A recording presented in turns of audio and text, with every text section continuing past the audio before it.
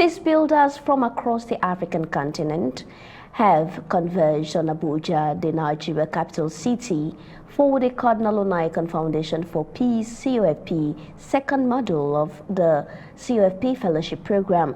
Participants who were drawn from various African countries pledged to carry out advocacy geared towards promoting peace in their countries and the continent at large. Setabe's Tony Abba completes the report. From different parts of Africa, these peace builders are gathered here in Abuja to seek for one solution, a peaceful African continent. This is a great opportunity for dynamic leaders who wants to bring influence to their countries in Africa. Africa is faced with myriad challenges, but this time we have understood what conflict is, and we are being commissioned to be peacemakers. We're going to start with our grassroots levels. We're going to engage with various leaders and various community people, that we can be able to influence advocacy in schools, that we can be able to reach out also to the learners, to bring values into their lives, because we realize that they are the Africans who will be able to make a change during this time.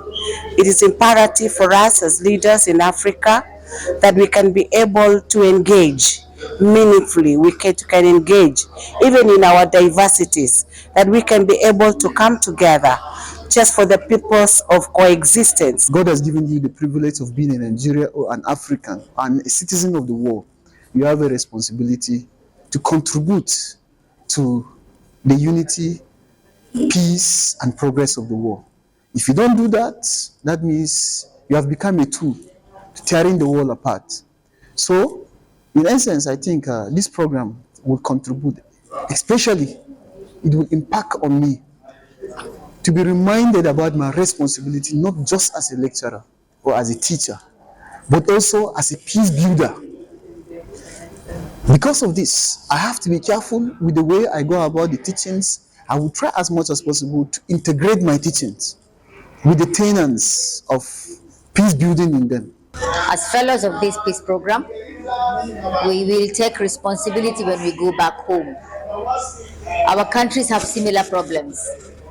We have leadership issues. We have corruption issues. We have radicalization issues. There's poverty. But when you sit down and reflect as a leader, you discover that most of us actually lack values and patriotism to defend and talk good about our country. We need to share our stories. We need to stop having the Western countries and the media tell our stories. We need to tell our own stories. And we are the same people who will come up with our own solutions. So for me, I take personal responsibility that we are going back home. I'm going back to Kenya, and I'm going to hold my leadership into account. They were put there by the Almighty. Leadership, people who are put in leadership, most of the time have been chosen by God. And they have to know that they're serving humanity. Having taken part in the first and second module of the Cardinal Onaiyekan Foundation for Peace COFP Fellowship Program, these Africans are equipped with the requisite knowledge in peace building, conflict transformation, mediation, and interreligious dialogue, which is very important in promoting peaceful coexistence in the African continent. Sincerely speaking, our world is full of noise. Our world is desiring for peace, and little or nothing is being done by many in order to bring back the peace which we enjoyed in the past and are praying for to have in our country, Nigeria, today. Personally, I have learned a lot. My capacity as to peace building has been enlarged. I can't wait to finish this training in its totality, so as to go there in order to put into practice the knowledge of peace with which I have been downloaded, so as to encourage peaceful coexistence, interreligious dialogue, and all that it takes to aid to enhance peace and peaceful coexistence. Dialogue is very essential in every communication, because if there's no effective way of dialogue, it would bring a lot of chaos to the society.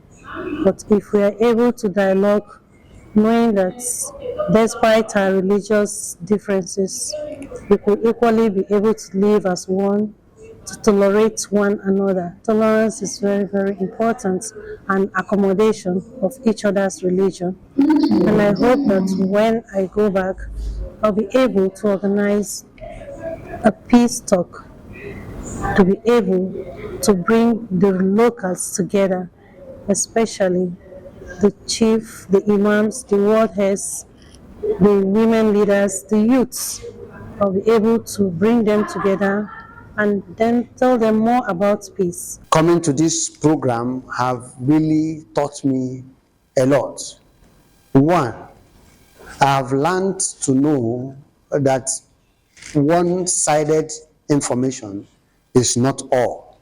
You need to balance every information that you have, including getting to know about the culture and behavior of every group of persons that you've heard of or you've come in contact with. Another thing I have learned in this program is that we can only dwell in an environment of peace. Peace may look cheap to people, but without peace, we cannot achieve anything. I know that this program has imparted so much in me and have balanced my understanding and perception in relating with my fellow human. I have learned mediation skills. I have learned how to manage conflict. And I've also learned facilitation, coaching, and mentoring skills. Going back to my organization and to my own community, there are so many people who are looking up to me for assistance, for guidance, and for help. And I think that with the skills I have acquired here, communication being the most important, because communication cuts across all the other fields in mediation, facilitation, coaching, and mentoring. See that if you do not communicate properly, then you will not be understood. What I want to take home is that dialogue. I'll call upon people, the leaders especially, the interfaith women, the interfaith youth, the cultural leaders and the opinion leaders. Bring them together for a dialogue. Then we'll get a topic, we'll get a keynote speaker, then we brainstorm on how best we can really do away with conflicts in Africa and especially in my country. I think this program will help boost my knowledge more on the initiatives of bringing in the Christian and the Muslim youths to interface and have interactive sections in their community and help them improve more on how to coexist without being biased, because we have a lot of crises. These peace builders are optimistic that having acquired these skills from the fellowship program, they are ready to implement peace initiative in their various localities.